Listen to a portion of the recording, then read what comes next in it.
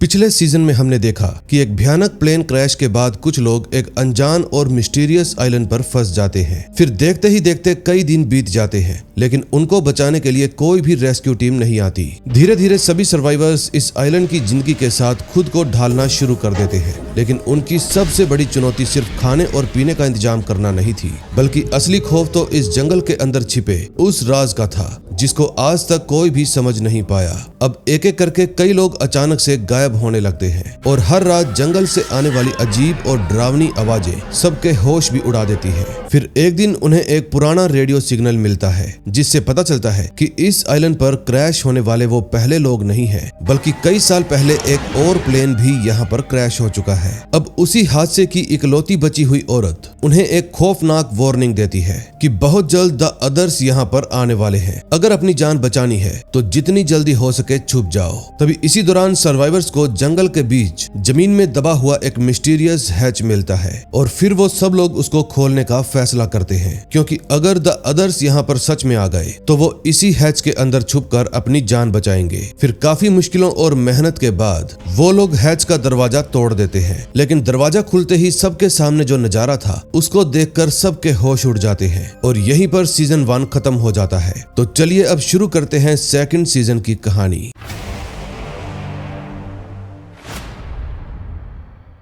Second season की शुरुआत एक ऐसे सीन से होती है जो पहले ही मिनट में सारे सस्पेंस को और भी गहरा कर देगा। पिछले सीजन के एंड में सबसे बड़ा सवाल ये था कि आखिर उस मिस्टीरियस हैच के अंदर क्या छिपा हुआ है, और अब ये जानने का समय आ गया है कि वहां आखिर है क्या। तभी हम एक आदमी को देखते हैं जो अलार्म की आवाज सुनकर उठ जाता है। फिर वो तुरंत अपने बंक बेड से नीचे उतरकर सीधा एक पुराने कंप्यूटर के पास जाता है और वहां पर कुछ नंबर्स टाइप करता है और फिर बिना एक सेकंड वेस्ट किए एग्जीक्यूट बटन दबा देता है। फिर काम खत्म होते ही वो बिल्कुल नॉर्मल तरीके से अपनी डेली रूटीन को फॉलो करता है। सबसे पहले वो रिकॉर्ड प्लेयर में गाना चलाता है और फिर वो अपनी हर रोज की एक्टिविटी में लग जाता है जिसको वो सालों से फॉलो करता आ रहा है। वो एक्सरसाइज करता है, शावर लेता है और फिर एक प्रोटीन शेक भी बनाता है। इसके बाद वो अपने हाथ में किसी अजीब से पीले और हरे रंग का इंजेक्शन लगाता है। अब तक सब कुछ एकदम शांत चल रहा था, लेकिन तभी अचानक से एक जबरदस्त धमाका होता है और वो पूरी जगह हिल जाती है।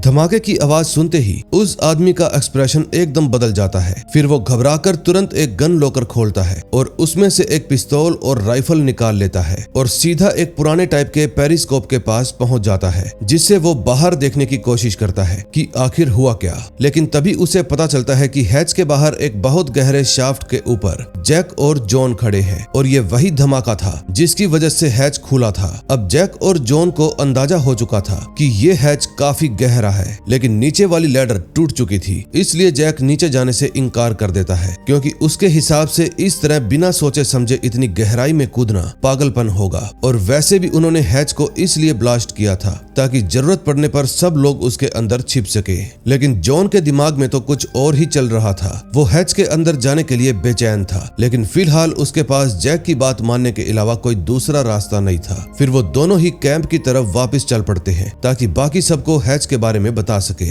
फिर रास्ते में हरले जैक को हैच के ऊपर लिखे हुए नंबर्स के बारे में बताता है और समझाने की कोशिश करता है कि ये वही श्रापित नंबर्स हैं जिन्होंने हमारी जिंदगी बर्बाद कर दी। अब हरले चाहता था कि जैक उसकी बात पर यकीन करे, लेकिन जैक हमेशा की तरह सिर्फ लॉजिक पर भरोसा करता है। जैक कहता है कि वो सिर्फ नंबर्स हैं और नंबर्स कभी भी अच्छे और बुरे नहीं होते, वो बस नंबर्स होते हैं, वो किसी को भी नुकसान नहीं पहुंचा सकते। तभी हमें जैक का फ्लैशबैक दिखाया जाता है। फ्लैशबैक में जैक हॉस्पिटल में एक डॉक्टर के रूप में नजर आता है। तभी हम एक औरत को देखते हैं जिसका बहुत ही खतरनाक कार एक्सीडेंट हुआ था और उसकी कंडीशन बहुत ही सीरियस थी। ये वही औरत है जिसका नाम सारा था, जो आगे चलकर जैक से शादी भी करेगी। इस समय सारा की स्पाइन बुरी तरह से डैमेज हो चुकी थी। फिर जैक बिना कुछ छुपाए उसे सब कुछ साफ साफ बता देता है कि तुम्हारी स्पाइन बुरी तरह से डैमेज हो चुकी है, इसलिए तुम्हारे दोबारा से चल पाने की उम्मीद बिल्कुल ना के बराबर है। फिर ऑपरेशन से पहले सारा जैक को एक बात कहती है जो जैक को काफी इमोशनल कर देती है। वो कहती है कि मेरी बस एक ही ख्वाहिश है कि मैं अपनी शादी के दिन डांस करना चाहती हूँ। और ये बात सुनते ही जैक इमोशनल हो जाता है और पहली बार अपनी प्रोफेशनल बाउंड्रीज तोड़कर वो सारा से प्रॉमिस करता है कि कुछ भी हो मैं तुम्हें ठीक कर दूंगा। अब प्रेजेंट में जैक सब लोगों के सामने खड़ा होकर उन्हें हिम्मत देता है और कहता है चाहे किसी ने कुछ भी सुना हो, अगर हम सभी एक साथ रहेंगे तो कोई भी हमें नुकसान नहीं पहुंचा पाएगा। लेकिन जॉन के लिए अब और इंतजार कर पाना नामुमकिन था। वो जैक की बातों को इग्नोर करते हुए अकेले ही दोबारा से हैच की तरफ चल पड़ता है और फिर केट भी उसके पीछे पीछे ही चली जाती है, जैसा कि वो हमेशा करती है। अब कहानी फिर से फ्लैशबैक में जाती है और हम देखते हैं कि ऑपरेशन खत्म हो चुका था। अब ऑपरेशन के बाद जैक को लग रहा था कि सर्जरी सक्सेसफुल नहीं हुई और उसने जो सारा से वादा किया था वो पूरा नहीं कर पाया। लेकिन तभी हमें सर्जरी से एक रात पहले का सीन दिखाया जाता है, जहां स्ट्रेस में जैक स्टेडियम की सीढ़ियां चढ़ उतर रहा था। लेकिन तभी उसकी मुलाकात एक अजीब से इंसान से होती है जिसका नाम डेस्मोंड है और फिर वो दोनों बात करने लगते हैं। डेस्मोंड बताता है कि मैं भी कभी डॉक्टर बनने वाला था, लेकिन एक दिन मुझे एहसास हुआ कि जिंदगी सिर्फ मेडिकल स्कूल तक सीमित नहीं है, इसलिए मैंने सब कुछ छोड़ दिया और दुनिया घूमने के लिए निकल पड़ा। फिर डेस्मोंड जैक से कहता है कि कभी कभी चमत्कार भी होते हैं और हमें उन पर यकीन होना चाहिए। लेकिन जैक को इस समय उसकी सारी बातें बकवास लग रही थी और वो चमत्कार पर बिल्कुल भी यकीन नहीं करता। लेकिन फिर उसकी लाइफ में कुछ ऐसा होता है जिसके कारण उसकी सोच बदल जाती है। सारा, जिसके चलने फिरने की कोई भी उम्मीद नहीं थी, वो अचानक से अपनी टांगों को महसूस करने लगती है और धीरे धीरे वो दोबारा से चलने लगती है। ये सच में किसी चमत्कार से कम नहीं था। अब प्रेजेंट में आइलैंड पर एक और अजीब घटना होती है। शैनन वॉल्ट के डॉग विंसेंट को ढूंढने के लिए जंगल की तरफ जाती है और सईद भी उसके साथ जाता है। अब रात का अंधेरा और जंगल का सन्नाटा काफी डरावना लग रहा था। तभी शैनन को अचानक अपने सामने वॉल्ट नजर आता है, जो कि पूरी तरह से भीगा हुआ था और उसके चेहरे पर डर साफ दिखाई दे रहा था। लेकिन ये कैसे हो सकता है, क्योंकि वॉल्ट को तो कुछ लुटेरे अपने साथ ले गए थे। फिर वो यहाँ आइलैंड पर कैसे पहुंचा? लेकिन जब सईद वहां पर पहुंचता है तो वॉल्ट अचानक से गायब हो जाता है। ये देखकर शैनन समझ ही नहीं पाती कि क्या उसने सच में वॉल्ट को देखा है या फिर ये उसका वहम था। तभी जैक को भी पता चलता है कि जॉन और केट हैच के अंदर जा चुके हैं और इस बार वो भी उनके पीछे पीछे जाने का फैसला करता है। फिर जैसे जैसे जैक हैच के अंदर जाने लगता है, उसे हर तरफ अजीब और अनजान चीजें दिखाई देती है और तभी अचानक से उसको एक गाना भी सुनाई देता है। फिर वो उस आवाज का पीछा करता हुआ एक कमरे तक पहुंच जाता है, लेकिन अंदर का नजारा देखकर उसके होश उड़ जाते हैं, क्योंकि एक आदमी जॉन के सिर पर बंदूक तान के खड़ा था। फिर जैसे ही वो आदमी रोशनी में आता है तो जैक उसका चेहरा देखते ही हैरान हो जाता है, क्योंकि वो कोई और नहीं बल्कि डेस्मोंड था, जो पास्ट में उसको स्टेडियम के अंदर मिला था। सेकंड एपिसोड की शुरुआत राफ्ट वाले सीन से होती है। पिछले सीजन में हमने देखा कि कुछ लोगों ने वॉल्ट को जबरदस्ती उठा लिया था, लेकिन फिर उसके बाद क्या हुआ यही हम देखने वाले हैं। उस समय माइकल पानी में डूब रहा था और बार बार अपने बेटे वॉल्ट का नाम चिल्ला रहा था। उसकी हालत इतनी खराब थी कि उसको लग रहा था कि कुछ ही पलों में वो मर जाएगा। लेकिन तभी जेम्स उसे पानी से बाहर खींच लेता है और किसी तरह से उसकी जान बचा लेता है। फिर होश में आते ही माइकल इधर उधर देखने लगता है और समझ जाता है कि अब सिचुएशन पहले से भी ज्यादा खतरनाक हो चुकी है, क्योंकि उसके बेटे वॉल्ट को कुछ लोग अपने साथ ले गए हैं, जिनके बारे में किसी को कुछ भी नहीं पता कि वो लोग कौन थे। जेम्स के कंधे पर एक गोली भी लगी थी और उसके जख्म से काफी खून भी बह रहा था। लेकिन सबसे खतरनाक बात तो ये थी कि अब माइकल और जेम्स समुद्र के बीच कुछ बैम्बूज के सहारे ही जिंदा थे। लेकिन इतनी मुसीबत भी काफी नहीं थी कि तभी उनके आसपास एक बड़ी सी शार्क भी आ जाती है। अब कहानी फ्लैशबैक में जाती है, जहां हम देखते हैं कि माइकल ने पहली बार अपने बेटे वॉल्ट को कैसे खोया था। दरअसल वॉल्ट की मां सुसैन माइकल के खिलाफ कोर्ट में कस्टडी केस लड़ रही थी और वो फाइनेंशियली भी काफी स्ट्रॉन्ग थी। इसी कारण उसके पास अच्छे अच्छे लॉयर्स भी थे। अब माइकल पैसों की कमी होने के कारण चाहकर भी उसका सामना नहीं कर पा रहा था, लेकिन वो कुछ भी करके अपने बेटे को अपने पास ही रखना चाहता था। लेकिन उसको ये भी पता था कि उसके पास वॉल्ट की अच्छी परवरिश करने के लिए इतने पैसे नहीं है। फिर वो समय आ जाता है जब माइकल को मजबूरी में हार का सामना करना पड़ता है। तभी एक दिन माइकल पार्क में वॉल्ट से मिलता है और अपने ही बेटे को किसी और के साथ जाते हुए देखकर देखता ही रह जाता है, लेकिन वो कुछ कर नहीं सकता था, इसलिए उसका दिल पूरी तरह से टूट जाता है। अब कहानी वहीं पर जाती है जहां पर लास्ट एपिसोड खत्म हुआ था और इस बार सीन डेस्मोंड के नजरिए से दिखाया जाता है। तभी हम देखते हैं कि जॉन को केट बेहोश हालत में मिली थी। फिर जैसे ही वो उसकी हेल्प करने की कोशिश करता है तो डेस्मोंड बंदूक लेकर कहकर उसके सामने आ जाता है। लेकिन डेसमंड का रिएक्शन देखकर ऐसे लग रहा था कि वो किसी और का ही इंतजार कर रहा था। वो जॉन से एक अजीब सा सवाल पूछता है कि क्या तुम वही हो? फिर जॉन भी थोड़ी हिचकिचाहट के बाद हाँ कह देता है। ये बात सुनते ही डेसमंड तुरंत एक और अजीब सवाल पूछता है कि एक स्नोमैन ने दूसरे स्नोमैन से क्या कहा। ये बात सुनते ही जॉन पूरी तरह से चुप हो जाता है क्योंकि उसके पास इस सवाल का कोई भी जवाब नहीं था। अब डेसमंड समझ जाता है कि जॉन वो इंसान नहीं है जिसका वो इंतजार कर रहा था। इतने में केट को भी होश आ जाता है। फिर डेसमंड उसे कहता है कि तुम जॉन को बांध दो, लेकिन जॉन भी कम चालाक नहीं था। वो डेसमंड को बता देता है कि केट एक वांटेड क्रिमिनल है और इस पर भरोसा करने की गलती बिल्कुल भी मत करना। फिर डेसमंड भी कुछ देर के लिए उसकी बात मान लेता है और उल्टा केट को ही बांध देता है। लेकिन जॉन चुपके से केट के हाथ में एक ऐसी चीज थमा देता है जिसकी हेल्प से वो बाद में रस्सियां खोल सके। अब हमें डेसमंड के बारे में एक बहुत ही अजीब बात पता चलती है कि वो कई सालों से इसी हैच के अंदर रह रहा है और हर 108 मिनट के बाद उसको कंप्यूटर में वही मिस्टीरियस नंबर एंटर करने पड़ते हैं। ये वही श्रापित नंबर थे जिनके बारे में हार्ले पहले ही बता चुका है। लेकिन सबसे बड़ा सवाल तो यही था कि अगर वो इन नंबर्स को एंटर नहीं करेगा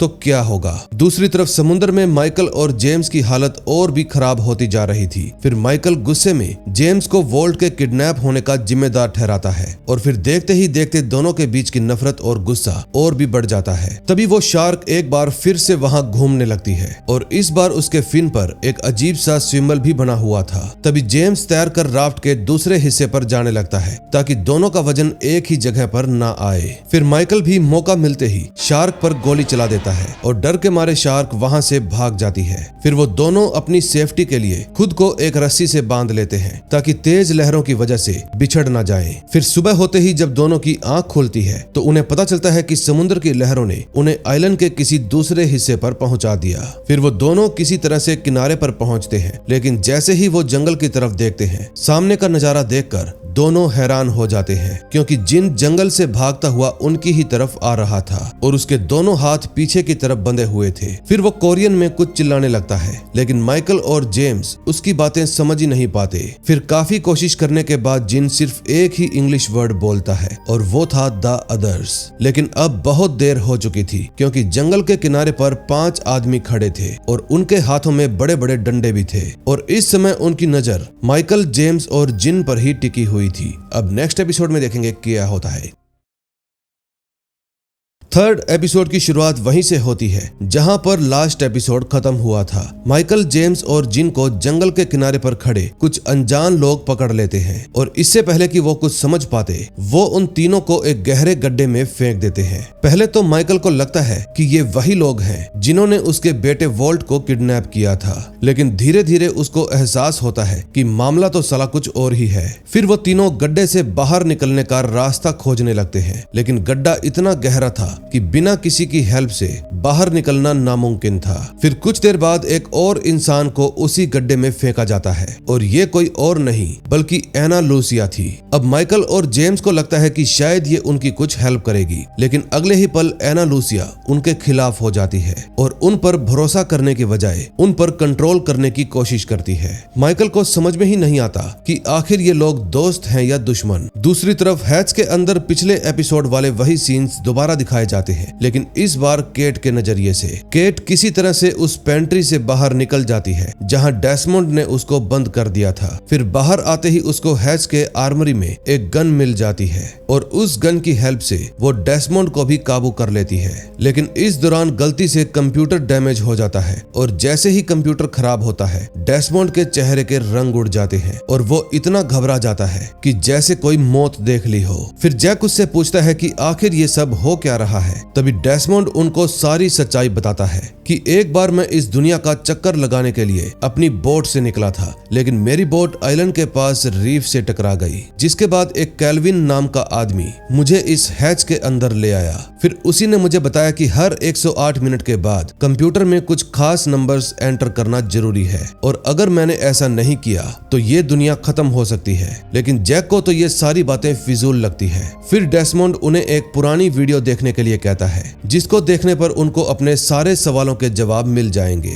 वीडियो देखने पर पता चलता है कि ये हैच असल में धर्मा इनिशिएटिव नाम के एक रिसर्च प्रोजेक्ट का हिस्सा था। ये प्रोजेक्ट 1970 में शुरू किया गया था। वीडियो में बताया जाता है कि ये हैच यानी कि स्टेशन 3 को चलाने के लिए हर 108 मिनट के बाद कंप्यूटर में नंबर्स एंटर करना जरूरी है और साथ में एक पुराने इंसिडेंट का भी जिक्र किया जाता है जिसकी वजह से ये पूरा का पूरा प्रोटोकॉल शुरू किया गया था। लेकिन वीडियो देखने के बाद जॉन को इस बात पर बिल्कुल भी यकीन नहीं होता क्योंकि उसके हिसाब से ये सिर्फ लोगों के दिमाग के साथ खेला जा रहा एक साइकोलॉजिकल एक्सपेरिमेंट है। लेकिन जॉन का रिएक्शन बिल्कुल ही अलग था। उसको लग रहा था कि इस हैच के पीछे सच में कोई बहुत बड़ा राज छिपा है। अब यहीं से जॉन का फ्लैशबैक भी शुरू हो जाता है। फ्लैशबैक में हम देखते हैं कि जॉन अब भी उस आदमी का पीछा कर रहा था जिसने उसकी किडनी ले ली थी और ये उसको ही अपना पिता भी मानता था। लेकिन इसी दौरान स्पोर्ट ग्रुप में उसकी मुलाकात हेलन नाम की एक औरत से होती है और दोनों ही धीरे धीरे एक दूसरे के करीब आ जाते हैं। हेलन बार बार जॉन को समझाती है कि तुम्हें अपना गुजरा हुआ कल भूलकर एक नई जिंदगी की शुरुआत करनी चाहिए, लेकिन जॉन तो अपना गुस्सा और दर्द छोड़ ही नहीं पा रहा था।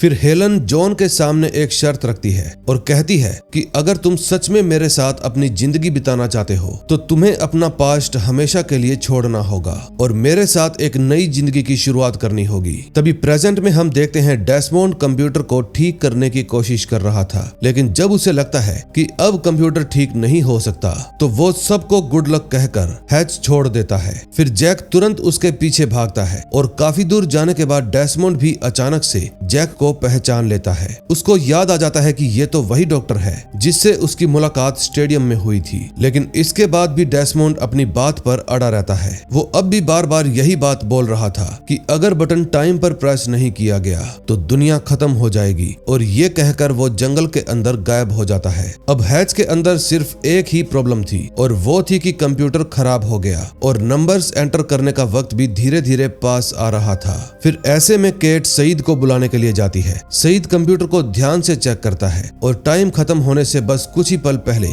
उसको ठीक कर देता है। अब सबकी नजर जैक और जॉन पर थी। जैक तो अब भी पूरी तरह से यकीन नहीं कर पा रहा था कि क्या सच में ऐसा हो सकता है, लेकिन जॉन का मानना था कि चाहे सच हो या झूठ हम रिस्क नहीं ले सकते। फिर वो जैक को समझाने की कोशिश करता है कि अब डेस्मोंड की जगह तुम्हें ही हर 108 मिनट के बाद उस बटन को प्रेस करना होगा। अब नेक्स्ट एपिसोड में देखेंगे क्या होता है।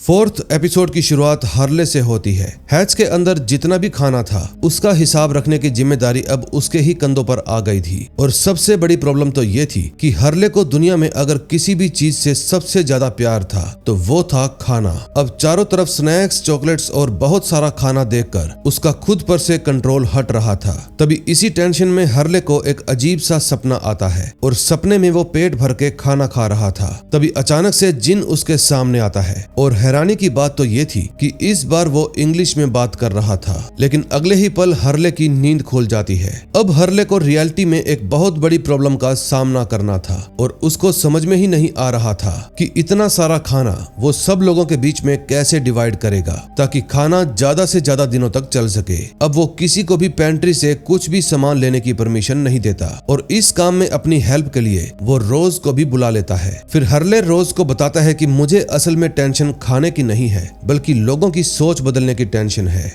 मुझे डर है कि जिस दिन सबको पता चलेगा कि पेंट्री की चाबी मेरे पास है और उसमें बहुत सारा खाना भी है तो सब लोग मुझसे किसी न किसी चीज की डिमांड करेंगे और अगर मैं मना करूंगा तो शायद इस आइलैंड पर सबसे ज्यादा नफरत का सामना मुझे ही करना पड़ेगा। अब कहानी फ्लैशबैक में जाती है और हमें पता चलता है कि लॉटरी जीतने के बाद भी हार्ले ने ये सारी बात अपने बेस्ट फ्रेंड से छुपा कर रखी क्योंकि वो जानता था कि पैसे आने के बाद उसकी लाइफ हमेशा के लिए बदल जाएगी और उसके भिखारी दोस्त उससे पैसे मांगने लगेंगे। बस यही एक कारण था कि कुछ दिन तक वो अपनी पुरानी जिंदगी जीने का फैसला करता है ताकि किसी को भी उस पर शक ना हो। फिर धीरे धीरे वो अपनी फास्ट फूड चिकन शॉप की जॉब छोड़ देता है और अपनी पसंद की छोटी मोटी चीजों का मजा लेने लगता है। अब इसके लिए आजाद रहना बहुत ही कीमती हो गया था। फिर एक दिन वो अपने बेस्ट फ्रेंड से कहता है कि चाहे फ्यूचर में कुछ भी हो जाए हमारी दोस्ती नहीं बदलनी चाहिए, लेकिन अफसोस वही होता है जिसका हार्ले को डर था। पैसे आते ही उसके रिश्ते पहले जैसे नहीं नहीं रहते। अब कहानी प्रेजेंट में आती है और हम देखते हैं कि माइकल, जेम्स और जिन को गड्ढे से बाहर निकाल लिया जाता है और उन्हें पता चलता है कि जिन लोगों ने उन्हें पकड़ा है वो अदर्स नहीं थे, बल्कि वो तो प्लेन के पिछले सेक्शन के सर्वाइवर्स थे। यानी कि जब प्लेन क्रैश हुआ था तो प्लेन के पिछले हिस्से में से कुछ लोग बच गए थे। तभी एक औरत बताती है कि क्रैश के बाद हम में से कुल 23 लोग जिंदा बचे थे, लेकिन जब माइकल उनके बंकर के अंदर जाता है तो वहां पर उसे सिर्फ 5 ही लोग दिखाई देते हैं। अब ये सब देखकर वो समझ जाता है कि पिछले 44 दिनों में उनके साथ बहुत बुरा हुआ है। लेकिन इसी दौरान उसको एक अच्छी खबर भी मिलती है कि इन सर्वाइवर्स में से एक रोज का हस्बैंड बर्नेट भी है जो अभी तक जिंदा है। और हैरानी की बात तो ये थी कि रोज को पहले से ही यकीन था कि उसका पति जिंदा है। उसने कभी भी अपने पति की मौत पर भरोसा नहीं किया था। दूसरी तरफ हैच के अंदर चार्ली और सईद उस जगह को बड़े ही ध्यान से देखते हैं और जांच करने पर सईद को लगता है कि हैच की मैग्नेटिक वॉल्स को कुछ खास तरह की कंक्रीट से कवर किया गया है, बिल्कुल वैसे ही जैसे किसी डेंजरस चीज को छुपाने के लिए किया जाता है। यानी कि इस हैच के अंदर अब भी कोई और बड़ा राज छुपा हुआ है। दूसरी तरफ बीच पर क्लेयर को राफ्ट से भेजी हुई मैसेज बोतल मिल जाती है और वो उस बोतल को सन को दे देती है। बोतल में जो लिखा हुआ था उसको देखकर सन को समझ में आ जाता है कि अगर बाकी लोगों ने इसे पढ़ लिया तो सबकी उम्मीद ही टूट जाएगी। इसलिए वो किसी को भी कुछ भी बताने की बजाय उस बोतल को रेत में दबा देती है, क्योंकि वो तो बस इतना ही चाहती थी कि जब तक हो सके सबके दिलों में उम्मीद जिंदा रहनी चाहिए। अगले सीन में हम देखते हैं हर्ले पेंट्री की टेंशन से पूरी तरह परेशान हो चुका था। अब उसको लगने लगा था कि ये खाना ही आगे चलकर उन सब के झगड़े की वजह बनेगा और इसीलिए वो एक हैरान कर देने वाला फैसला लेता है और पूरी पेंट्री को ही उड़ा देने के बारे में सोचता है। लेकिन जैसे ही वो ऐसा करने लगता है रोज वहां पर आकर उसे रोक लेती है। फिर रोज की बातें सुनने के बाद हार्ले को एहसास होता है कि प्रॉब्लम खाने में नहीं बल्कि उसके मन में जो डर है उसमें है। लेकिन तभी उसके दिमाग में एक नया आइडिया आता है और वो पेंट्री का सारा खाना सबके सामने ले आता है और कहता है जब हमारे पास इतना सारा खाना मौजूद है तो क्यों ना हम सब मिलकर आज ही खूब पेट भर के खाना खाएं। फ्यूचर की टेंशन फ्यूचर में देखेंगे। अब हार्ले की ये बात सुनकर सबके चेहरे पर मुस्कान आ जाती है। आज काफी दिनों के बाद इस आइलैंड पर सब लोग मिलकर खूब चैन से खाना खाते हैं और कुछ देर के लिए ही सही अपनी सारी परेशानियां भूल जाते हैं। अब नेक्स्ट एपिसोड में देखेंगे क्या नई टेंशन आने वाली है।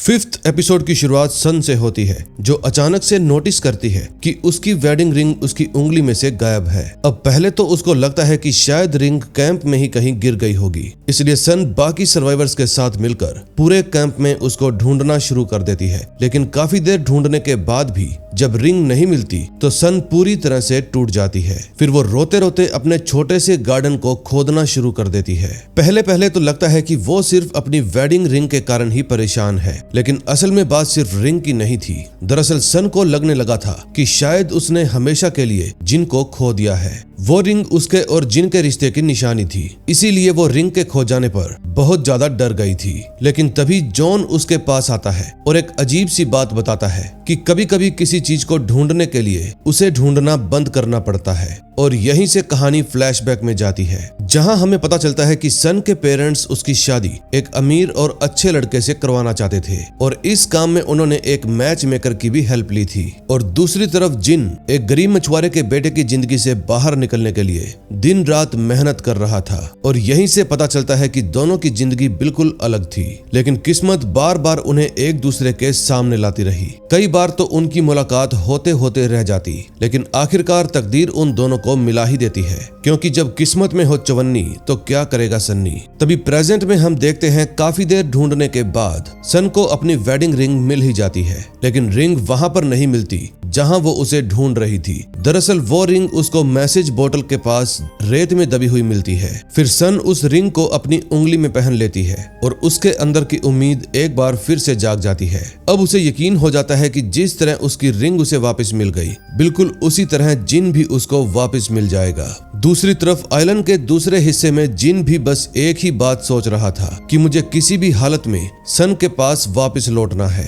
तभी टेल सेक्शन के सर्वाइवर्स आपस में फैसला करते हैं कि अब हम भी आइलैंड पार करके दूसरे सर्वाइवर्स के कैंप तक जाएंगे। सफर लंबा था, इसलिए सब लोग अलग अलग जाकर खाना इकट्ठा करने लगते हैं। लेकिन माइकल इस फैसले से बिल्कुल भी खुश नहीं होता, क्योंकि उसका कहना था जब तक वॉल्ट नहीं मिल जाता वो कहीं नहीं जाएगा, क्योंकि उसको पूरा यकीन था कि वोल्ट अब भी इसी आइलैंड पर है और वो उन अदर्स के पास है। फिर ये सोचते सोचते माइकल बिना किसी को कुछ बताए जंगल की तरफ भाग जाता है। फिर माइकल के जाते ही एना लूसिया तुरंत फैसला करती है कि अगर माइकल अदर्स के हाथ लग गया तो वो लोग उससे हमारी लोकेशन भी पता कर लेंगे, इससे हम सब की जान खतरे में पड़ जाएगी। इसलिए वो बिना उसका इंतजार किए सभी को यहाँ से निकलने का ऑर्डर देती है। लेकिन जिन भी माइकल को अकेला छोड़ने के लिए तैयार नहीं था, इसलिए वो उसके पीछे पीछे जाना चाहता था। अब जेम्स उसको रोकने की बहुत कोशिश करता है, लेकिन जिन किसी की भी बात सुनने को तैयार नहीं होता। फिर बात इतनी बढ़ जाती है कि उसकी मिस्टर इको के साथ हाथापाई तक हो जाती है। लेकिन इसी दौरान मिस्टर इको को जिन की वफादारी और हिम्मत का एहसास हो जाता है और वो समझ जाता है कि जिन सिर्फ अपने दोस्त की हेल्प करना चाहता है। इसलिए मिस्टर इको खुद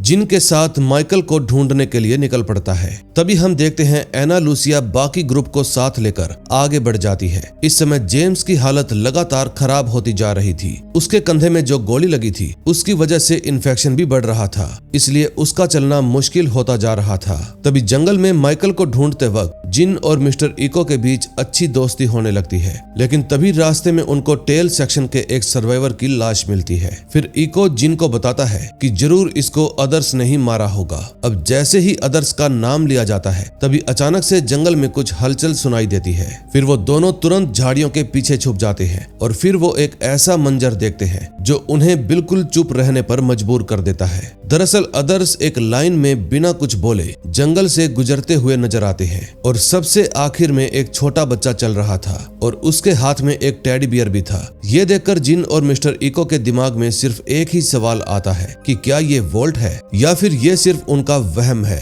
फिर कुछ देर बाद वो दोनों माइकल को ढूंढ निकालते हैं, लेकिन माइकल अब भी वापस चलने के लिए तैयार नहीं था। वो कहता है कि जब तक वोल्ट नहीं मिल जाता मैं कहीं नहीं जाऊंगा। फिर जिन उसको समझाता है कि अगर तुम हमारे साथ वापस चलोगे तो जल्दी ही हमें वोल्ट भी मिल जाएगा। फिर काफी समझाने के बाद माइकल उनके साथ चलने के लिए मान जाता है। फिर वो तीनों एना लूसिया के ग्रुप की तरफ वापस चल पड़ते हैं, इस उम्मीद के साथ कि वो जल्दी ही अपने लोगों के पास पहुंच जाएंगे। अब नेक्स्ट एपिसोड में देखेंगे क्या होता है। 6th एपिसोड की शुरुआत सईद और शैनन से होती है। सईद शैनन के लिए बीच पर एक नया शेल्टर बनाता है। फिर रात होने के बाद शैनन उसको अपने साथ रुकने के लिए कहती है, क्योंकि जब से शैनन के भाई बून की डेथ हुई है तब से ही शैनन ने सईद के साथ सही तरीके से बात तक नहीं की। लेकिन आज इतने दिनों के बाद वो दोनों एक दूसरे के साथ खुलकर वक्त बिताते हैं। लेकिन कुछ देर बाद जब सईद पानी लेने के लिए बाहर चला जाता है तो शैनन के साथ एक और अजीब घटना होती है और वो ये थी कि उसको भी वोल्ट नजर आता है जो कि पूरी तरह पानी में भीगा हुआ था और उसके चेहरे पर पहले की तरह डर साफ दिखाई दे रहा था। ऐसा लग रहा था जैसे वो शैनन को किसी बड़े खतरे से बचाने की कोशिश कर रहा हो। फिर शैनन डर के मारे जोर जोर से चिल्लाने लगती है। फिर उसकी आवाज सुनकर सईद तुरंत वापस भाग आता है, लेकिन तब तक वोल्ट एक बार फिर से गायब हो चुका था। फिर सईद शैनन को कहता है कि जरूर तुमने कोई बुरा सपना देखा होगा। लेकिन शैनन को पूरा यकीन था कि मैंने वोल्ट को अपनी आंखों से देखा था और इसी बात को लेकर वो सईद से नाराज हो जाती है, क्योंकि सईद उसकी बातों पर बिल्कुल भी यकीन नहीं कर रहा था।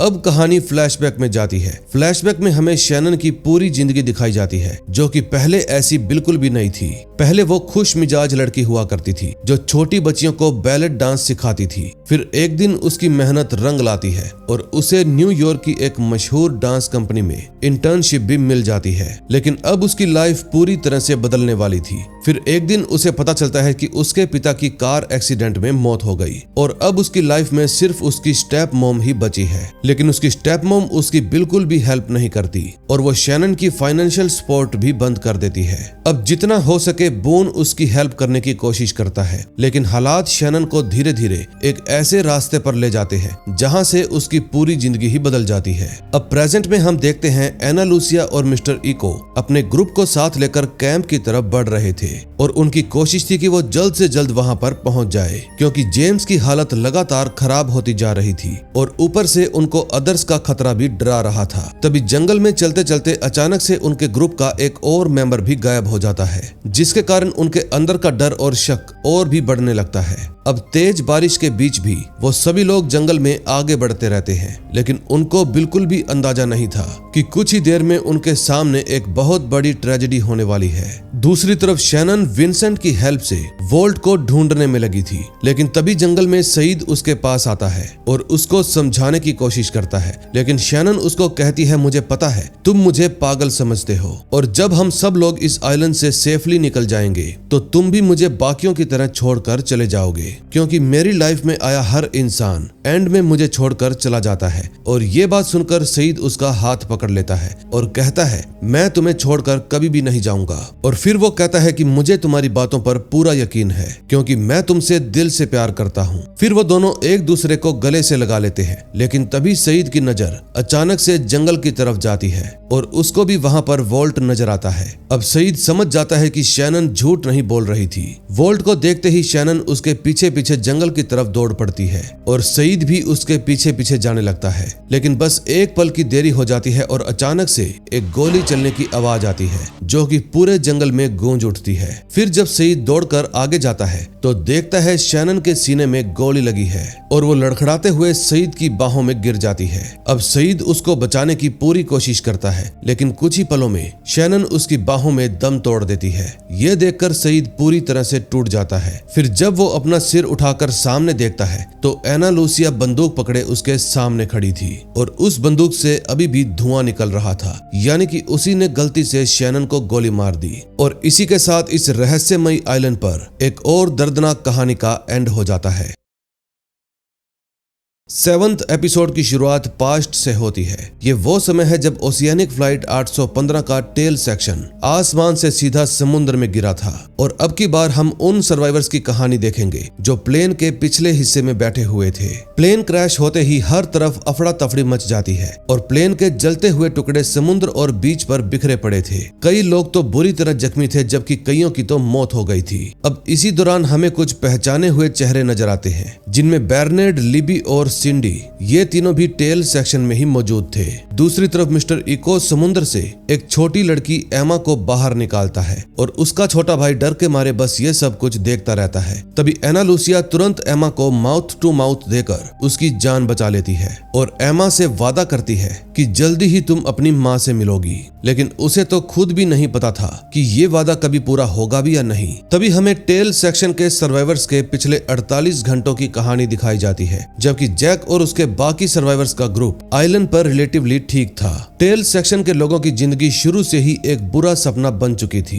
प्लेन क्रैश के बाद उनमें से 23 लोग जिंदा बचे थे, लेकिन अगले 48 घंटों में सब मर गए, सिर्फ 4 ही लोग जिंदा बचे। तभी सबसे पहला हमला होता है रात के अंधेरे में। कुछ अनजान लोग कैंप पर अटैक कर देते हैं। मिस्टर इको हिम्मत दिखाते हुए उनमें से 2 लोगों को मार डालता है। फिर अटैक के बाद एना लूसिया उन दोनों की बॉडी चेक करती है, लेकिन हैरानी की बात तो ये थी कि उनके पास ना ही वॉलेट था और ना ही चाबियां, और यहाँ तक कि उन्होंने जूते भी नहीं पहने थे। इससे एक बात तो साफ हो जाती है कि ये लोग पहले से ही इस आइलैंड पर रह रहे हैं। और डराने वाली बात तो ये थी कि वो लोग अकेले नहीं थे। उसी रात उनके ग्रुप के 3 लोग अचानक से गायब हो जाते हैं। अब किसी को भी समझने में देर नहीं लगती कि अदर्स उनके पीछे पड़ चुके हैं। तभी कुछ दिन बाद एक और हमला होता है और इस बार अदर्स सिर्फ बच्चों को ही उठा कर ले जाते हैं। फिर एना लूसिया उनका पीछा करती है और रास्ते में उसकी एक अटैकर से लड़ाई हो जाती है और फिर वो उस अटैकर को मार डालती है। फिर जब वो उस बॉडी की तलाशी लेती है तो उसे एक लिस्ट मिलती है और उस लिस्ट में उन सब लोगों के नाम और डिटेल्स थी जिनको अदर्स पहले ही किडनैप कर चुके हैं। ये देखकर एना लूसिया को समझ में आ जाता है कि उनके ग्रुप की हर इंफॉर्मेशन अदर्स तक पहुंच रही है, यानी कि जरूर कोई ना कोई है जो अदर्स की हेल्प कर रहा है। अब एना लूसिया का शक नेथन पर जाता है, क्योंकि वो अक्सर ग्रुप से अलग रहता था और हैरानी की बात तो यह थी कि किसी को भी प्लेन में उसका चेहरा तक याद नहीं था कि वो इस प्लेन में आया भी था या नहीं।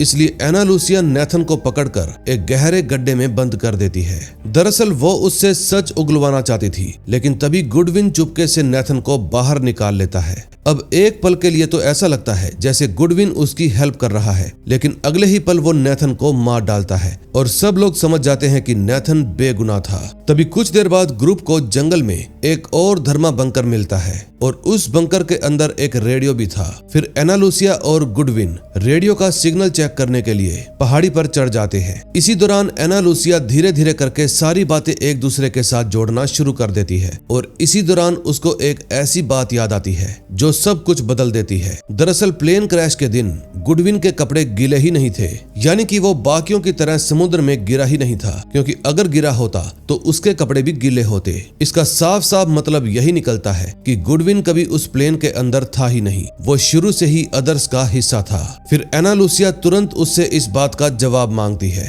और कुछ देर बाद गुडविन इस बात को मान लेता है, लेकिन वो सिर्फ इतना ही बताता है कि बच्चे जिंदा हैं। अब इससे पहले कि एना लूसिया उससे कुछ और उगलवा पाती, गुडविन उस पर हमला कर देता है और दोनों के बीच में जबरदस्त लड़ाई हो जाती है। अब इसी लड़ाई के दौरान एना लूसिया गुडविन को मार डालती है, जिसके बाद वो वापस से बंकर में आकर सबको बताती है कि अब हम सब लोग सेफ हैं क्योंकि गद्दार को मैंने मार डाला। अब कहानी प्रेजेंट में आती है। अब यहीं से टेल सेक्शन की कहानी और मेन ग्रुप की कहानी आपस में जुड़ जाएगी। तभी हमें रेडियो पर बोन का डिस्ट्रेस कॉल सुनाई देता है। फिर बेर्नेड उसका जवाब देता है और बताता है कि मैं भी ओशियानिक फ्लाइट 815 का ही सर्वाइवर हूँ। तभी हम देखते हैं जिन समुद्र किनारे पहुंच जाता है। फिर माइकल और जेम्स भी वहां पर आ जाते हैं। फिर उन तीनों को पकड़कर उसी गहरे गड्ढे में फेंक दिया जाता है जिसको हम पहले भी देख चुके हैं। तभी कुछ देर बाद अदर्स आते हैं और सिंडी को पकड़कर अपने साथ ले जाते हैं और कहानी वापस से वहीं पर पहुंच जाती है जहां पर लास्ट एपिसोड खत्म हुआ था। अब जंगल के बीच एना लूसिया गलती से शैनन को अदर समझकर उस पर गोली चला देती है, जिसके कारण उसकी मौत हो जाती है। अब नेक्स्ट एपिसोड में देखेंगे क्या होता है। 8वें एपिसोड की शुरुआत शैनन के फ्यूनरल से होती है और उसके फ्यूनरल में हर कोई शौक में खड़ा था। सबसे बुरा हाल तो सईद का था, क्योंकि जिससे वो प्यार करता था उसने उसकी आंखों के सामने ही दम तोड़ दिया। फिर गुस्से में आकर सईद अपनी गन उठाता है और एना लूसिया की तरफ बढ़ने लगता है, लेकिन इससे पहले कि वो कुछ कर पाता मिस्टर इको बीच में आ जाता है। फिर दोनों के बीच में हाथापाई शुरू हो जाती है और इसी मौके का फायदा उठाकर एना लूसिया सईद को बेहोश कर देती है। अब एना लूसिया एकदम अलर्ट थी। फिर वो तुरंत सबको ऑर्डर देती है कि सईद को बांध दो और अब से सब लोग मेरा ही ऑर्डर मानेंगे। अब यहाँ का पूरा कंट्रोल एना लूसिया के हाथ में आ गया था। अब कहानी फ्लैशबैक में जाती है और हमें पता चलता है कि एना लूसिया पहले लॉस एंजलिस पुलिस डिपार्टमेंट में थी, यानी LAPD में। पुलिस बनना उसके लिए सिर्फ एक जॉब नहीं थी, बल्कि ये उसके परिवार की पहचान थी, क्योंकि उसके घर में और भी कई सारे पुलिस वाले थे। एना लूसिया अपने काम में बहुत ही सख्त थी और काफी ईमानदार भी, लेकिन एक दिन उससे एक ऐसी गलती हो जाती है जो उसकी जिंदगी ही बदल देती है। उसका बस एक पल के लिए ध्यान हटता है और इसी पल का फायदा उठाकर क्रिमिनल उस पर हमला कर देता है। फिर उस दिन जाकर एना लूसिया को इंसानों के जालिम रूप का एहसास होता है, क्योंकि ये हादसा उसकी जान भी ले सकता था। शायद इसी वजह से आज भी वो किसी पर भी भरोसा नहीं करती।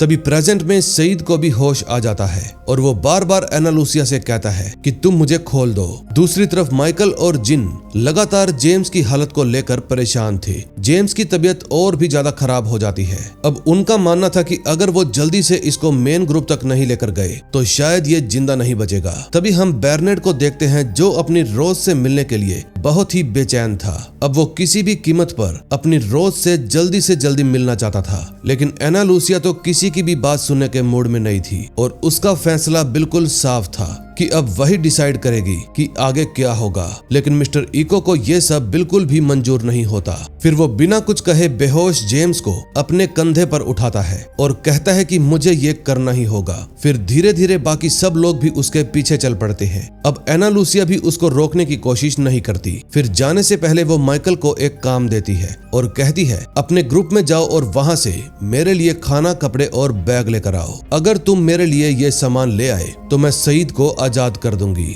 फिर जिन सब को लेकर मेन कैंप की तरफ निकल पड़ता है। अब जंगल में सिर्फ एना लूसिया और सईद ये दोनों ही रह जाते हैं। कुछ देर तक तो इन दोनों के बीच में बिल्कुल खामोशी छाई रहती है। फिर सईद बहुत ही शांत आवाज में एना लूसिया से एक सवाल पूछता है कि क्या तुम मुझे मारने वाली हो। फिर वो खुद ही इस बात का जवाब भी दे देता है कि अगर मैं तुम्हारी जगह होता तो शायद मैं भी यही करता। ये बात सुनकर एना लूसिया कुछ पल के लिए चुप हो जाती है और फिर वो एक कड़ा फैसला लेती है और सईद के हाथ खोल देती है। फिर वो अपनी गन निकालकर उसके सामने जमीन पर रख देती है, जैसे वो सईद को खुद की जान बचाने का एक मौका दे रही हो। लेकिन सईद उसकी तरफ देखता है और सिर्फ इतना ही कहता है कि तुम्हें मारकर भी क्या ही हो जाएगा, जबकि हम दोनों पहले से ही अंदर से मर चुके हैं। अब ये बात सुनकर एना लूसिया के पास कोई भी जवाब नहीं बचता और इसी के साथ 8वें एपिसोड का एंड हो जाता है।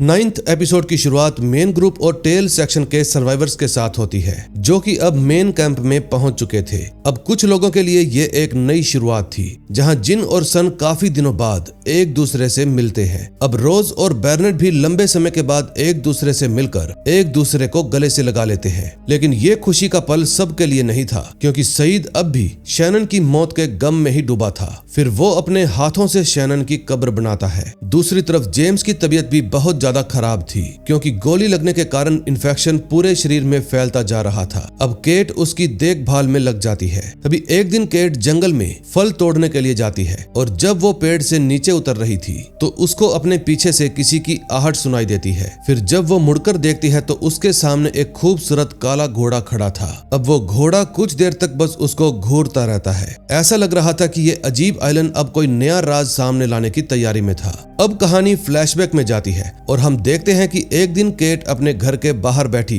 किसी का इंतजार कर रही थी। कुछ देर बाद उसकी माँ का पति यानी कि उसका स्टेप फादर वेन नशे की हालत में घर लौट आता है और वो हर रोज की तरह शराब पिए हुए था। फिर केट उसको सहारा देकर उसके कमरे तक लेकर जाती है, लेकिन वेन एक बार फिर से केट के साथ गलत हरकत करने की कोशिश करता है। तभी उस रात जब केट उसको गुड नाइट कहती है तो उसके इस गुड नाइट का मतलब कुछ और ही था। फिर केट चुपचाप घर से बाहर आती है और अपनी मोटरसाइकिल पर बैठकर वहां से जाने लगती है। फिर उसके जाते ही उसका पूरा घर एक जबरदस्त धमाके के साथ उड़ जाता है, क्योंकि केट ने अपने स्टेप फादर वेन का काम तमाम कर दिया था। अब केट पुलिस से भी बचती हुई भाग रही थी। इसी दौरान उसकी मुलाकात यूएस मार्शल से होती है। फिर वो उसको गिरफ्तार करके जेल में ले जाने लगता है, लेकिन रास्ते में तेज बारिश के बीच अचानक से गाड़ी का एक्सीडेंट हो जाता है। फिर वो मार्शल को दूर फेंककर खुद गाड़ी लेकर भागने की कोशिश करती है, लेकिन तभी उसकी नजर रोड पर खड़े उसी काले घोड़े पर पड़ती है जो उसको प्रेजेंट में भी दिखाई दे रहा था।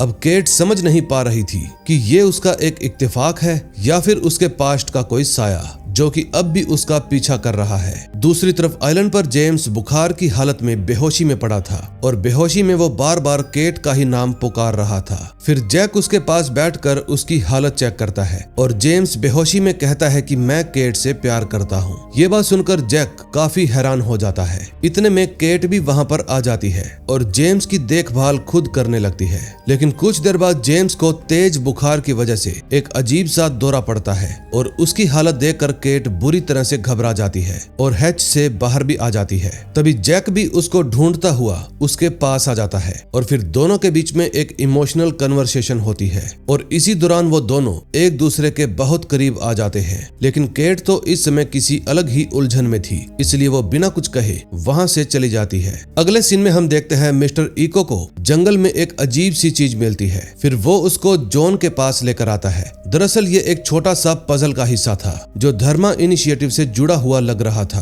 अब इसको देखकर उनके लिए कुछ और नए सवाल खड़े हो जाते हैं। दूसरी तरफ जैक भी एना लूसिया से बात करने की कोशिश कर रहा था। शैनन की मौत के बाद एना लूसिया खुद को दोषी मान रही थी। फिर जैक उसको समझाता है कि इस वक्त तुम्हें एक दोस्त की जरूरत है। तभी हम देखते हैं कि हैच के कंप्यूटर पर माइकल को एक हैरान करने वाली चीज दिखाई देती है, क्योंकि कंप्यूटर पर किसी का मैसेज आया था। फिर माइकल तुरंत टाइप करके पूछता है, क्या तुम वोल्ट हो? और सामने से जवाब आता है, हाँ। यह देखते ही माइकल को यकीन हो जाता है कि शायद वोल्ट अभी भी जिंदा है और एक कंप्यूटर के जरिए मुझसे बात करने की कोशिश कर रहा है। अब उसको पूरा भरोसा हो जाता है कि इसी कंप्यूटर के जरिए वो अपने बेटे तक पहुंच सकता है। अब नेक्स्ट एपिसोड में देखेंगे क्या होता है।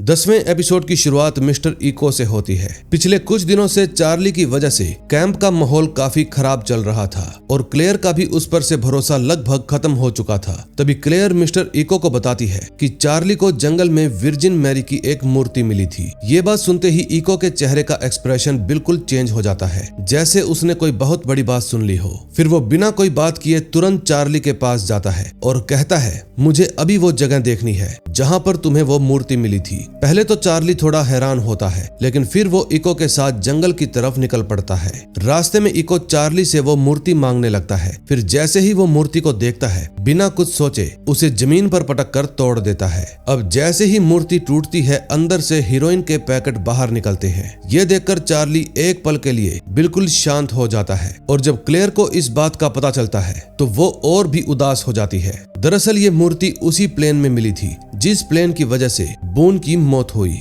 अब क्लेयर को लग रहा था कि चार्ली फिर से नशे करने लगा है, इसलिए जब चार्ली अपनी सफाई देने की कोशिश करता है तो क्लेयर उसकी एक भी बात नहीं सुनती।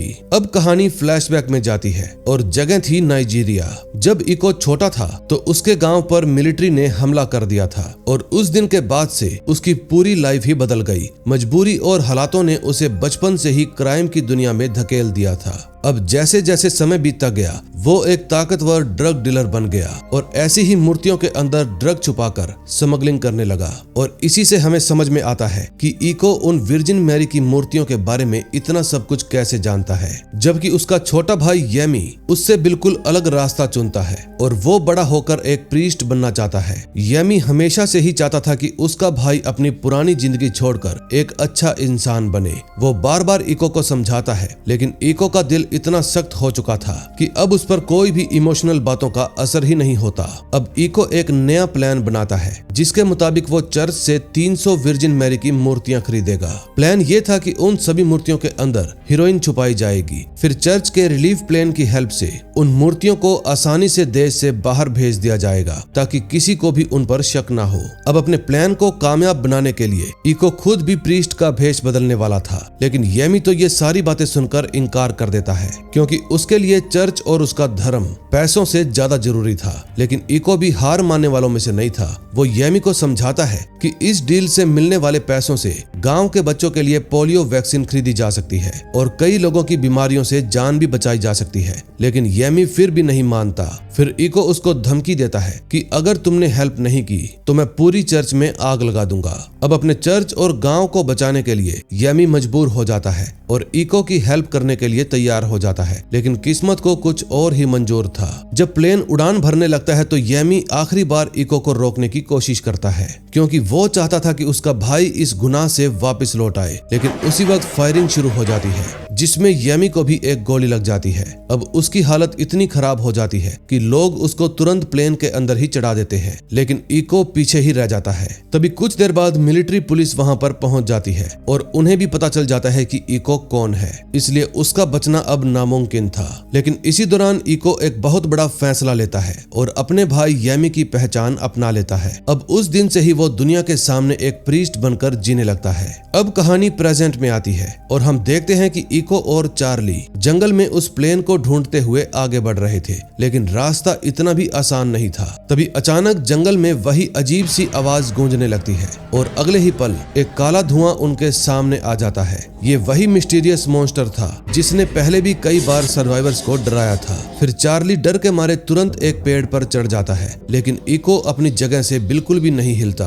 वो बिना डरे उस मॉन्स्टर को बस देखता रहता है। तभी वो काला धुआं धीरे धीरे करके उसके और करीब आने लगता है और कुछ पल के लिए ऐसा लगता है कि अब इको का बचना नामुमकिन है। लेकिन हैरानी की बात तो ये थी कि वो मॉन्स्टर उस पर अटैक ही नहीं करता। वो कुछ देर तक इको के सामने रुकता है, जैसे उसको बड़े ही ध्यान से देख रहा हो, और फिर वो बिना कुछ किए जंगल में वापस लौट जाता है। अब ये सब देखकर चार्ली को बिल्कुल भी समझ में नहीं आता कि ये सब कैसे हुआ, क्योंकि पहले जॉन के साथ भी ऐसा हो चुका है। अब ये राज भी इस आइलैंड के बाकी राज की तरह राज ही रह जाता है। तभी थोड़ी देर बाद वो दोनों उस प्लेन के पास पहुंच जाते हैं और प्लेन के अंदर इको को अपने भाई येमी की लाश मिलती है। अब इतने सालों बाद अपने भाई को इस हालत में देखकर पहली बार उसका सख्त मिजाज नरम पड़ जाता है और वो चुपचाप उसके पास बैठ जाता है। फिर वो उसके लिए एक दुआ पढ़ता है और अपने भाई से माफी भी मांगता है। फिर वो फैसला करता है कि अब इस कहानी का अंत यहीं पर होना चाहिए, इसलिए वो पूरे प्लेन को आग लगा देता है, जिसमें प्लेन के अंदर रखी हीरोइन की सारी मूर्तियां भी जलकर राख हो जाती है।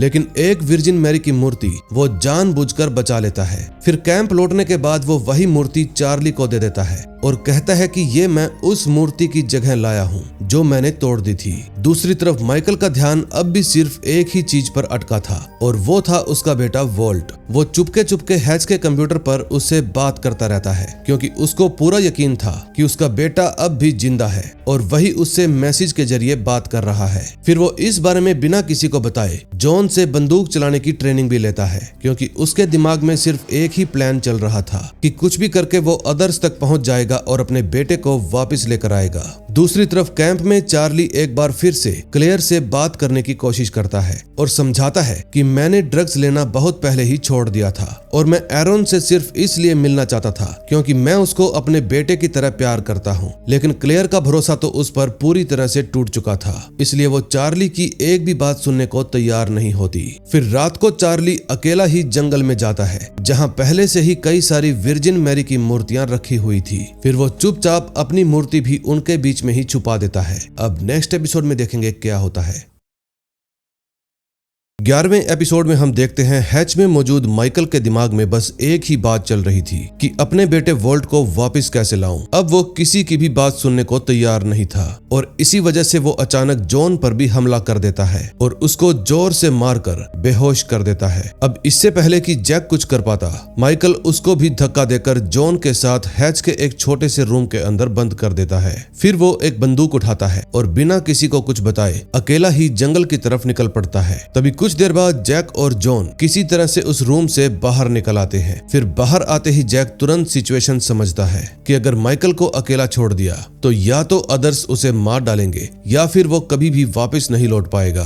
इसलिए जैक बिना वक्त गवाए एक रेस्क्यू टीम तैयार करने लगता है। उसके लिए माइकल को वापस लाना सिर्फ एक जिम्मेदारी नहीं थी बल्कि एक और बात थी जिसको वो हर पल ठीक करना चाहता था। अब कहानी फ्लैशबैक में जाती है। फ्लैशबैक में हमें उसकी लाइफ का एक और मुश्किल दौर दिखाया जाता है। दरअसल सारा की सक्सेसफुल सर्जरी के बाद जैक का नाम हर जगह मशहूर हो चुका था। अब लोग उसको मिरेकल डॉक्टर कहने लगे थे और इसी वजह से एक बहुत अमीर आदमी और उसकी बेटी गैब्रिएला दुनिया के दूसरे कोने से जैक से ऑपरेशन करवाने के लिए आते हैं। उस आदमी की स्पाइन की प्रॉब्लम इतनी सीरियस थी कि कई डॉक्टर्स पहले ही हाथ खड़े कर चुके थे। अब जैक के पिता को लगता है कि ये ऑपरेशन बहुत ही रिस्की होगा, इसलिए वो जैक को मना कर देते हैं। लेकिन जैक फिर भी ऑपरेशन करने के लिए मान जाता है क्योंकि उसके लिए नामुमकिन चीज को मुमकिन बनाना ही सब कुछ था। फिर ऑपरेशन की तैयारी के दौरान जैक और गैब्रिएला के बीच में धीरे धीरे दोस्ती होने लगती है। अब गैब्रिएला हर रोज हॉस्पिटल में अपने पिता के साथ रहती थी और जैक भी अपनी ज्यादातर ड्यूटी वहीं पर देता था। फिर धीरे धीरे दोनों एक दूसरे के काफी करीब आ जाते हैं, लेकिन इसका असर जैक और सारा की शादी पर पड़ने लगता है। अब जैक घर से ज्यादा हॉस्पिटल में वक्त बिताने लगा था, जिसके कारण सारा को भी लगने लगता है कि अब उनके रिश्ते में पहले जैसी बात नहीं रही। अब आखिरकार ऑपरेशन का दिन आ जाता है। 7 घंटे तक सर्जरी चलती रहती है जिसमें जैक अपनी पूरी जी जान लगा देता है, लेकिन आखिर में पेशेंट का कमजोर दिल उसका साथ छोड़ देता है और ऑपरेशन टेबल पर ही उनकी मौत हो जाती है। अब ये हार जैक के लिए बहुत बड़ा झटका था। फिर दुखी होकर वो गैब्रिएला के साथ अपनी फीलिंग्स पर कंट्रोल नहीं रख पाता और दोनों एक दूसरे को किस कर लेते हैं। लेकिन अगले ही पल जैक को अपनी गलती का एहसास हो जाता है और वो तुरंत वहां से निकलकर घर पहुंच जाता है। उसका इरादा सारा को सब कुछ बताने का था, इसलिए वो सोचता है कि अगर वो ईमानदारी से सब कुछ बता देगा तो शायद वो अपनी शादी को बचा लेगा। लेकिन इस बार बहुत देर हो चुकी थी। सारा पहले ही फैसला कर चुकी थी, इसलिए वो जैक को कहती है कि मैं तुम्हें छोड़कर जा रही हूँ। और ये बात सुनते ही जैक पूरी तरह से टूट जाता है और आज उसको पहली बार एहसास होता है कि हर चीज को ठीक नहीं किया जा सकता। अब प्रेजेंट में जैक, जॉन और जेम्स माइकल को ढूंढने के लिए जंगल में चले जाते हैं। अब जेम्स पहले से काफी बेहतर महसूस कर रहा था, लेकिन वो माइकल को ढूंढने के लिए नहीं बल्कि उससे बदला लेने के लिए इस मिशन में शामिल होता है। अब केट भी उनके साथ चलना चाहती थी, लेकिन जैक उसे साफ मना कर देता है और कहता है तुम कैंप में ही रहोगी। फिर मजबूरन केट को वहीं पर रुकना पड़ता है। तभी जंगल में चलते चलते उनको अचानक से गोली चलने की आवाज सुनाई देती है। फिर वो तीनों उस आवाज की तरफ भागने लगते हैं और और वहां पर पहुंचकर उनको माइकल की गन से निकली गोली के खाली कैप मिलती है, लेकिन माइकल का कोई भी अता पता नहीं होता। अब धीरे धीरे अंधेरा भी बढ़ने लगता है। जॉन कहता है कि अब कैंप वापस लौट जाना चाहिए क्योंकि रात में जंगल में रहना बहुत ही खतरनाक हो सकता है, लेकिन जैक किसी भी कीमत पर माइकल को अकेले छोड़कर वापस नहीं लौटना चाहता था। अब दोनों के बीच इसी बात को लेकर बहस होने लगती है। तभी अचानक से जंगल से एक आदमी बाहर आता है और ये वही आदमी था जिसने राफ्ट पर हमला करके जेम्स को गोली मारी थी और वोल्ट को किडनैप करके अपने साथ ले गया था। लेकिन हैरानी की बात तो ये थी कि वो तीनों के नाम ही जानता था। फिर वो शांत आवाज में उनसे कहता है कि अगर तुम्हें अपनी जान बचानी है तो इसी वक्त वापस लौट जाओ, लेकिन जैक उसकी बात मानने से मना कर देता है। फिर जैक गुस्से में आकर उससे माइकल और वोल्ट के बारे में पूछता है। वो आदमी कहता है कि वोल्ट बिल्कुल ठीक है और हाँ, वो कोई आम बच्चा नहीं है बल्कि एक खास इंसान है। फिर वो माइकल के बारे में बताता है कि वो कभी भी अदर्स को ढूंढ नहीं पाएगा। इसके बाद वो एक और बात बताता है जिसको सुनकर तीनों ही हैरान हो जाते हैं। वो कहता है कि ये आइलैंड हमारा है और तुम लोग सिर्फ इसलिए जिंदा हो क्योंकि अदर्स ने तुम्हें जिंदा रहने दिया। अगर हम चाहे तो एक पल में तुम्हें और तुम्हारी पूरी गैंग को मसल कर रख सकते हैं, लेकिन फिलहाल हम ऐसा चाहते नहीं। अब जैक को लगता है कि वो सिर्फ डराने की कोशिश कर रहा है, लेकिन अगले ही पल जंगल के चारों तरफ एक एक करके मशालें जलने लगती हैं। तभी उन्हें एहसास होता है कि अदर्स ने उन तीनों को चारों तरफ से घेर लिया है और उनकी संख्या इतनी ज्यादा है कि इनसे लड़ना बेवकूफी होगी क्योंकि ये उनको चुटकियों में मसल सकते हैं। लेकिन जैक तो फिर भी पीछे हटने को तैयार नहीं होता।